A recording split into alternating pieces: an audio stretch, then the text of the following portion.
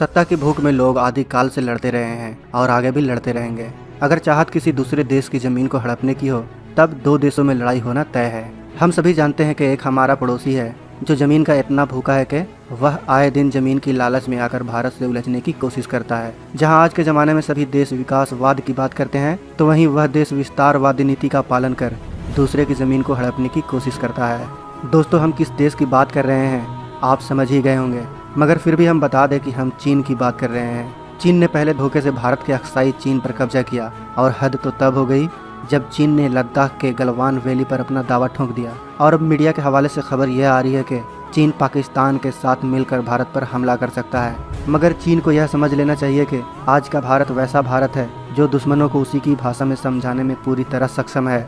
इसलिए प्रधानमंत्री मोदी ने खुद लद्दाख में जाकर दोनों को यह संदेश दिया कि अगर चीन पाकिस्तान ने गलती से भी छेड़ा तो भारत छोड़ेगा नहीं। दोस्तों, अब सवाल यह आता है कि जैसा कि मीडिया के हवाले से खबर आ रही है कि अगर चीन और पाकिस्तान साथ में भारत पर हमला कर दें तो क्या होगा। मगर दोस्तों, वीडियो में आगे जाने से पहले आपसे विनती है कि इस वीडियो को अंत तक जरूर देखिए क्योंकि वीडियो बहुत ही इंटरेस्टिंग होने वाला है। दोस्तों, अगर चीन और पाकिस्तान मिलकर भारत पर हमला कर दें तो एक्सपर्ट के अनुसार यह लड़ाई दूसरे विश्व युद्ध के बाद दूसरी सबसे बड़ी लड़ाई होगी। हमें यह भी साफ तौर पर समझ लेना चाहिए कि अगर चीन और पाकिस्तान मिलकर भारत पर हमला करते हैं तो भारत की तरफ से भी भारत के मित्र देश जरूर आएंगे। मगर आज के इस वीडियो में हम मान लेते हैं कि भारत इस युद्ध में अकेला ही इन दोनों का सामना करेगा। ऐसे में भारत कैसे इन दोनों को धूल चटाएगा आइए जानते हैं। अगर चीन और पाकिस्तान भारत पर हमला करने की सोचेंगे तो ज़्यादा चांसेस है कि वह भारत के नॉर्थ ईस्टर्न बॉर्डर पर ही हमला करेंगे। अगर उन्होंने भारत के नॉर्थ ईस्टर्न बॉर्डर पर हमला किया तो भारत का कोई साथ दे न दे, मगर एक ऐसा साथी है जो भारत का जरूर साथ देगा और वो है द ग्रेट हिमालय। हिमालय भारत की वह रक्षक है जो भारत के दुश्मनों को आदिकाल से ही कुचलती रही है। चीन फिर से 1962 की तरह हिमालय पे मौजूद भारतीय सेना की चौकियों पे सरप्राइज अटैक करके जल्द से जल्द सैनिकों के साथ भारत के इलाकों पर कब्जा करने की कोशिश करेगा और उतना ही जल्द चीन अपने सैनिकों को वापस बुलाने की कोशिश करेगा जैसा कि उसने 1962 के युद्ध के दौरान किया था। चीन ने 1962 के युद्ध में अपने सैनिकों को वापस इसलिए बुला लिया था क्योंकि वह जानता था कि अगर उसने सर्दियों के मौसम में अपने सैनिकों को हिमालय की ऊंची चोटियों पर छोड़ा तो उसके सैनिक फंस जाएंगे क्योंकि सर्दियों में हिमालय अपना विकराल रूप दिखाता है जिससे चीनियों की सप्लाई बंद हो जाएगी और चीनी सैनिक भूखों ही मर जाएंगे। कहने का मतलब यह है दोस्तों कि अगर चीन ने भारत पर हमला किया तो उनका आधा काम तमाम तो प्राकृतिक ही कर देगी,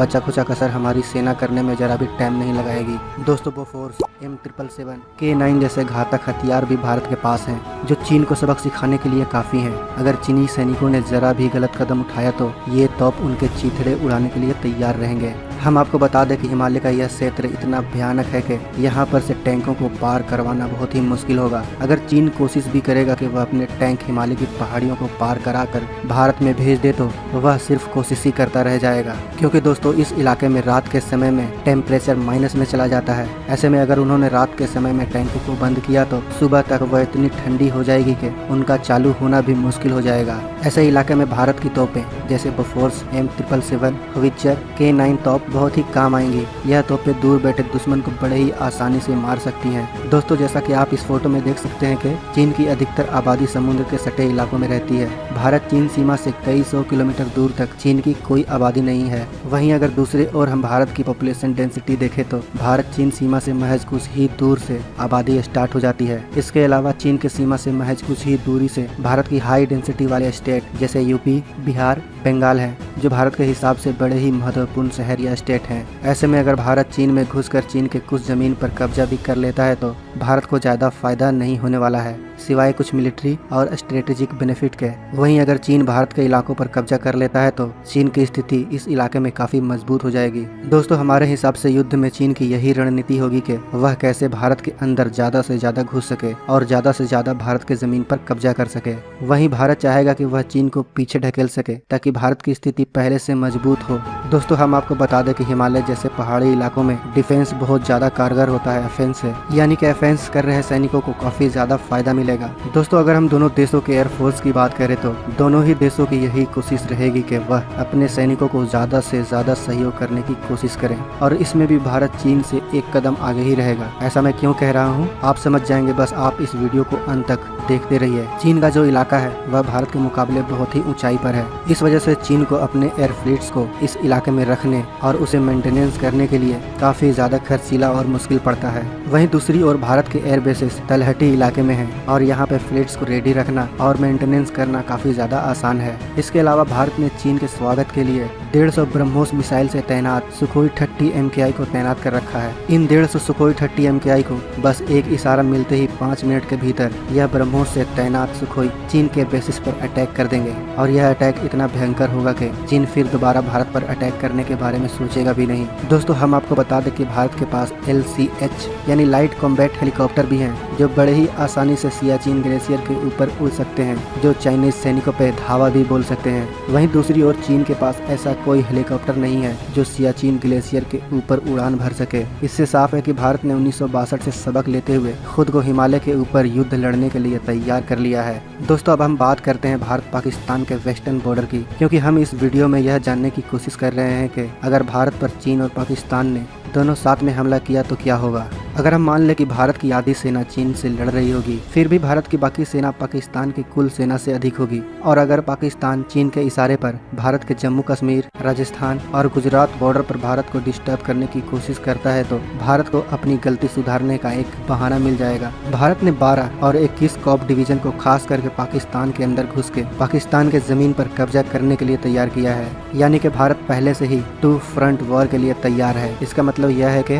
बस एक इशारा मिलते ही भारत की सेना पाकिस्तान के अंदर घुसकर पाकिस्तान के एक बड़े इलाके पर कब्जा कर लेगी, जैसा कि 1971 के युद्ध में हुआ था। भारत ने मिराज 2000 जैसे फाइटर जेट्स को पाकिस्तान बॉर्डर पर खास करके पाकिस्तान के लिए ही तैनात कर रखा है, जो जल्द से जल्द पाकिस्तान के बड़े इलाके और एयर बेसेस को तबाह करने में सक्षम है। दोस्तों युद्ध हमेशा रणनीति से लड़ी जाती है, और रणनीति ही यह तय करती है कि किस सेना को कितनी ज्यादा लीड मिलेगी। अभी से युद्ध के परिणाम को डिसाइड कर पाना मुश्किल है, मगर हम मोटा मोटी यह अंदाजा लगा सकते हैं कि कौन सी सेना किस फ्रंट में मजबूत रहने वाली है। दोस्तों हम ऐसे युग में हैं जो युग युद्ध का नहीं बल्कि एक बेहतर अर्थव्यवस्था का है। इसलिए आज के युग में किसी भी देश की पहली प्राथमिकता युद्ध नहीं बल्कि अपने अर्थव्यवस्था को बढ़ाना है, और इस क्षेत्र में चीन की दुखती रग भारत के हाथों में है। अगर चीन ने भारत के साथ कुछ करने के बारे में सोचा भी तो भारत चीन के इस दुखती रग को ऐसा दबाएगा कि चीन अगले 20 सालों तक खड़ा नहीं हो पाएगा। दरअसल चीन हिंद महासागर के रास्ते ही अपने उद्योगों और ट्रांसपोर्टेशन के लिए तेल का इंपोर्ट और कई प्रकार के सामान इसी क्षेत्र से एक्सपोर्ट करता है। हम आपको बता दें कि हिंद महासागर में भारत की बहुत मजबूत पकड़ है। भारत बड़े ही आसानी से चीन की नाकाबंदी कर सकता है और चीनी शिप्स को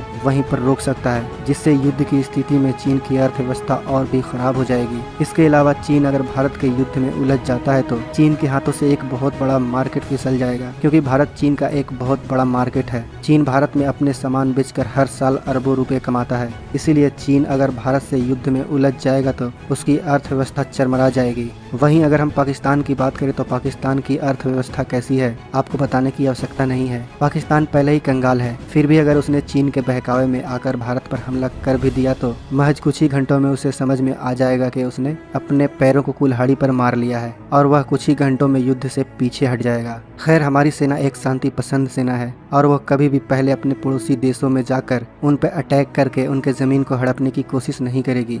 मगर हमारी सेना ने खुद को इस तरह से तैयार कर लिया है कि अगर कोई हमारे जमीन पर गलत इरादों से कदम रखता है तो उसके पैर उखाड़ फेंकने की क्षमता हमारी सेना में कूट कूट कर भरी हुई है। तो दोस्तों हमारे बहादुर सैनिकों के लिए एक लाइक तो बनता है। अगर आपको यह वीडियो अच्छी लगी है तो आप इस वीडियो को लाइक और अपने दोस्तों के साथ शेयर जरूर करें। अगर आप हमारे चैनल पर नए हैं और आपने अभी तक इस चैनल को सब्सक्राइब नहीं किया है तो आपसे विनती है कि इस चैनल को सब्सक्राइब कर लें, साथ ही बगल में जो बेल आइकन का बटन है उस पर भी क्लिक कर लें, ताकि हमारी आने वाली